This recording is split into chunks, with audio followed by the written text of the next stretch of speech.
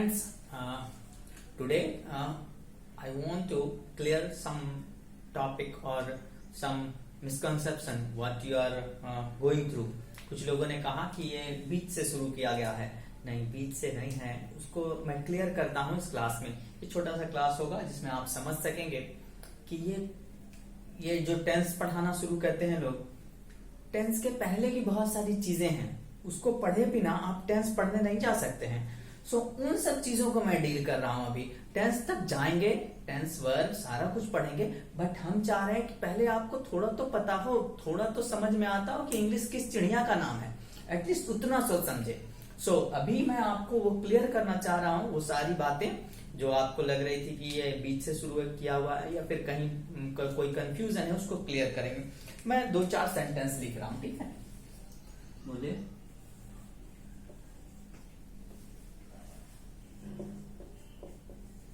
Ram कुक्स food. एक वाक्य है, ठीक है. दूसरा वाक्य है I have a ram and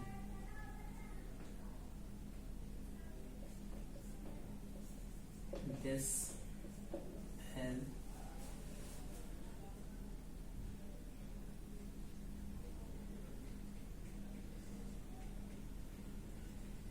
is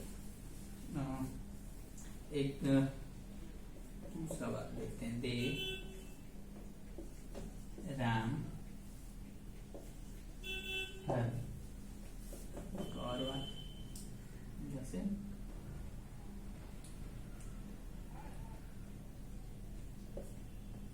I buy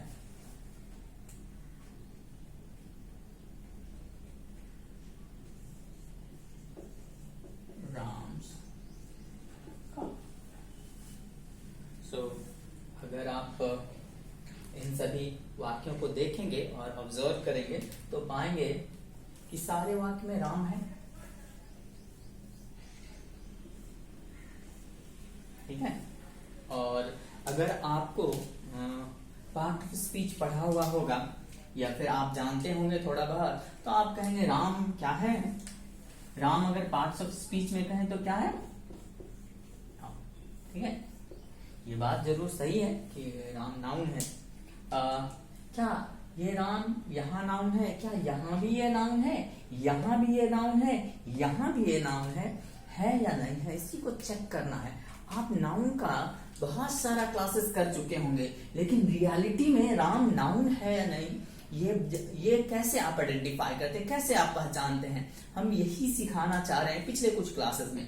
अब आप देखें, यहाँ पर आप कहेंगे सर ये नाउन है, और यहाँ पर अगर आप थोड़ा बहुत जानते हैं तो राम अगर प्रॉपर नाउन होता है तो कैपिटल से लिखते हैं और उसके पहले आर्टिकल का यूज नहीं होता है. दैट मीन्स ये राम नाउन नहीं लग रहा है. अगर है भी तो आर्टिकल नाउन के लिए यूज होता है. नाउन तो है लेकिन प्रॉपर नाउन नहीं है.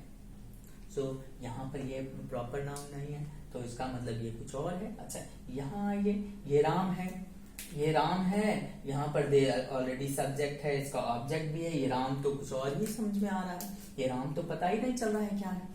यहाँ पर देखिए, ये राम है, आदमी तो जरूर है, लेकिन क्या ये नाउन का फंक्शन कर रहा है, नाउन का काम कर रहा है? नहीं. इन सभी चीजों को क्लियर करने के लिए ही हम जो क्लास अभी ले रहे हैं वो है. यहाँ पर तो ये नाउन है, यहाँ पर ये नाउन है, यहाँ पर ये नाउन है, लेकिन ये प्रॉपर नाउन नहीं है, ये कलेक्टिव नाउन है.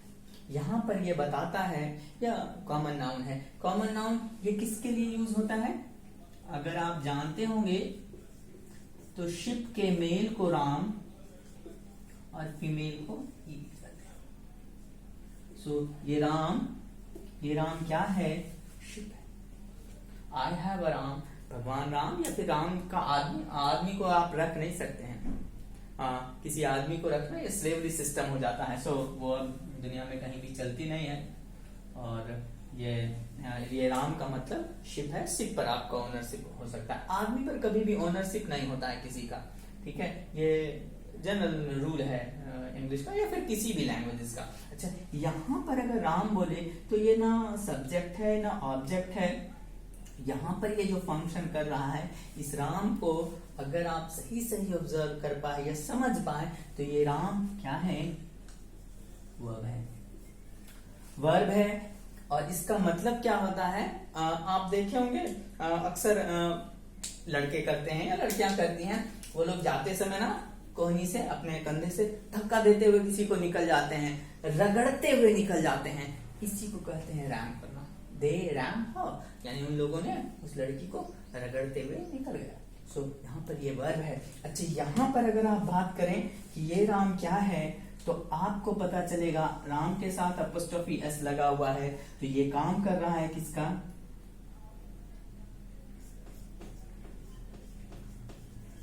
पॉजिटिव एडजेक्टिव का।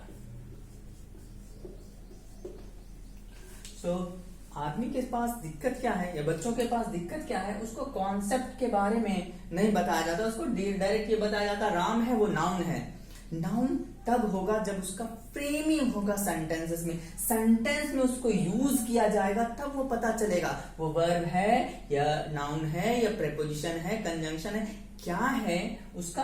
प्रेपोजिशन ही है, बहुत सारा प्रेपोजिशन वैसा है जो एडवर्ब की तरह भी यूज होता है। सो आपको ये जानना बहुत जरूरी है कि वो नाउन है, एडजेक्टिव है, एडवर्ब है, और इसी आइडेंटिफिकेशन पर अभी हम लोग वर्कआउट कर रहे हैं। अभी हम लोग नहीं पहुंचे हैं टेंस के लिए या वर्ब के लिए समझने का।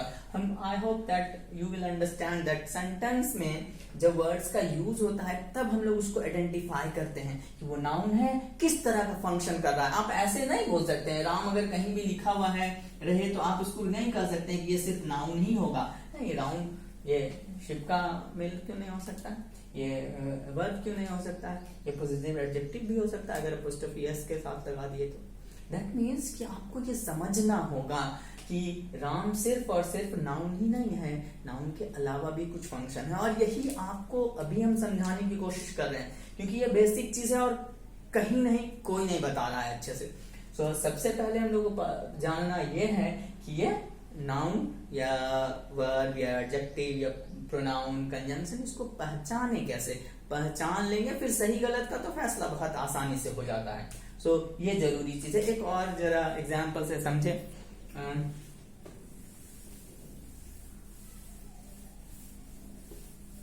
देखिए, अगर हम लिखे आई तो आप क्या बोलेंगे कि ये प्रोनाउन है? सही है, प्रोनाउन है। आप अगर कह रहे हैं, हम बोले I is 9th letter of English alphabet, तो क्या है, यहां पर भी ये प्रोनाउन है क्या? अगर आपको समझ में नहीं आ रहा है, अगर ये सेंटेंस ऐसे बोले, आई एम अ टीचर, तो यहां पर ये प्रोनाउन है। मेरा एक नाम है, मेरा नाम डॉक्टर डी आर सिन्हा है और मेरे नाम के बदले ये वर्ड यूज हुआ है, आई यूज हुआ है, तो यहां पर तो ये प्रोनाउन है। लेकिन क्या ये यहां भी प्रोनाउन है? यहां ये प्रोनाउन नहीं है, यहां ये यूज हुआ है नाउन की तरह। तो सबसे पहले तो हम लोग को ये चीज आइडेंटिफाई करना होगा कि वो वर्ब या वो वर्ड अगर वाक्य में यूज हो रहा है तो वो फंक्शन क्या कर रहा है। मल्टीपल फंक्शन, एक ही वर्ड जो है मल्टीपल फंक्शन करेंगे, बहुत अलग अलग फंक्शन करेंगे। आप अगर उसको आइडेंटिफाई ही नहीं कर पाइएगा कि वो वर्ड क्या है तो हम आगे कैसे बता पाएंगे, कैसे आप उसका सही गलत का निर्णय करते हैं। अब अगर वो पता है कि वर्ब है ही नहीं तो आप कैसे आइडेंटिफाई करेंगे कि उसको ठीक किया जाए कैसे।